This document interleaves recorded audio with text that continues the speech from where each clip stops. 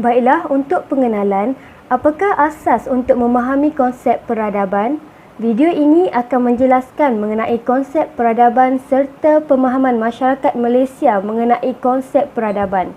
Perbincangan juga meliputi perspektif masyarakat mengenai tahap peradaban pada zaman modernisasi ini.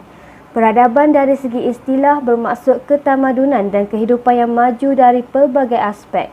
Peradaban masyarakat Malaysia kini dapat dilihat bercampur dengan pengaruh peradaban lain, misalnya peradaban India dan China.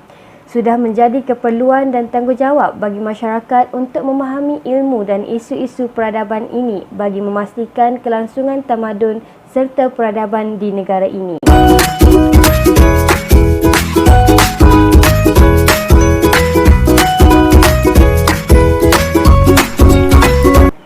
Bagi proses temu ramah, kumpulan kami telah menjalankan temu ramah kepada 2 orang responden iaitu daripada golongan belia dan golongan dewasa. Soalan yang pertama ialah, pada pendapat anda, apakah yang dimaksudkan dengan adab?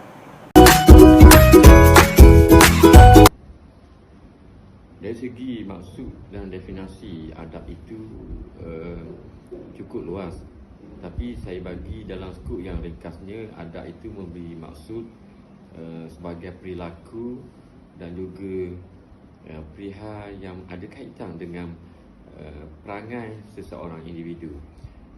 Biasanya adab ini meliputi cara seseorang itu dari segi tutur kata, perbuatan, percakapan dan sebagainya. Pendapat saya lah kan, adab ni bermaksud tata cara seseorang itu melakukan satu perkara, tidak kiralah dari segi perbuatan ataupun perbualan. Soalan seterusnya ialah, pada pendapat anda, apakah antara ciri-ciri seseorang itu mempunyai adab?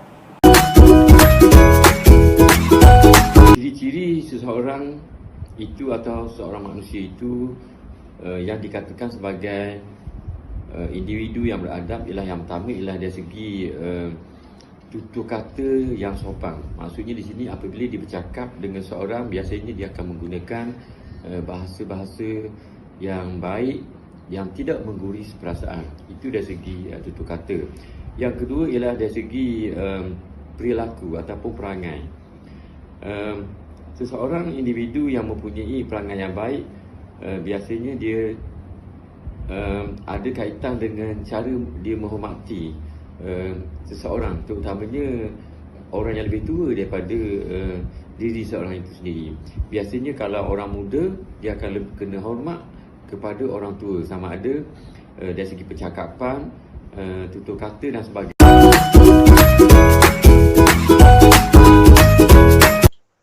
Kalau kita nak tengok dari segi seorang itu beradab ke tidak, yang pertama adalah dari segi perbualan dia.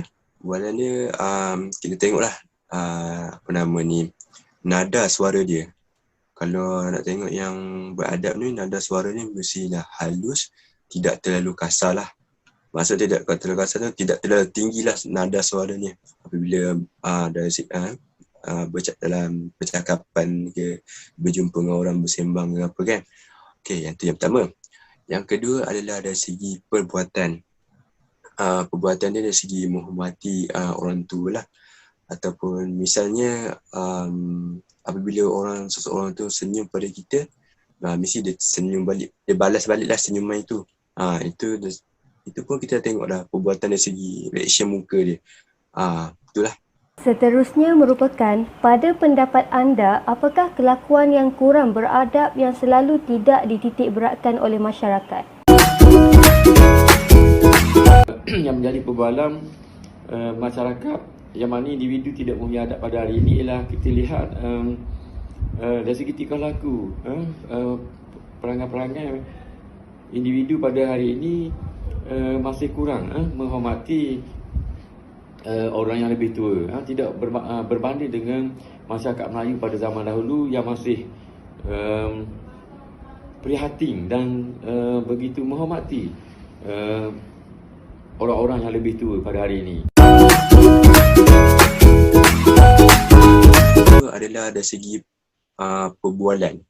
Perbualan ni boleh dikatakan kita tengoklah, kita banding daripada zaman dulu zaman sekarang. Okay. Zaman dulu okeylah kan, budak-budak dulu kalau cakap dengan bapak mestilah slow kan. Slow talker macam menggunakan nada yang rendah. Ya betul, menggunakan nada yang rendah.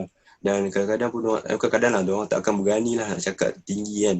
Maksudnya cakap nada yang tinggi kepada mak bapak, ataupun lepas cakap ke, kalau diorang nak marah kat mak bapak pun showkan rotan balik apa semua kan. Itu zaman dulu. Zaman sekarang ni zaman yang orang kata apa ni, zaman teknologi, zaman yang canggih. Betul, macam-macam diorang boleh buat. Tu sekarang dengan apa ni, orang kata adat dengan mak bapak pun diorang tak endah sekarang ni. Budak-budak zaman sekarang ni. Kadang kalau diorang stres ke apa kan, kalau diorang mak bapak tegur pun, diorang melepas je cakap benda kesat lah apalah. Kat situ nampak tak, adab dia memang dulu. Sebagai kesimpulannya, keunggulan sesebuah masyarakat bukanlah hanya dinilai dengan pencapaian yang tinggi, tetapi nilai-nilai lain seperti kemantapan akhlak dan adab yang perlu dihayati oleh setiap masyarakat bagi merealisasikan hakikat peradaban yang baik.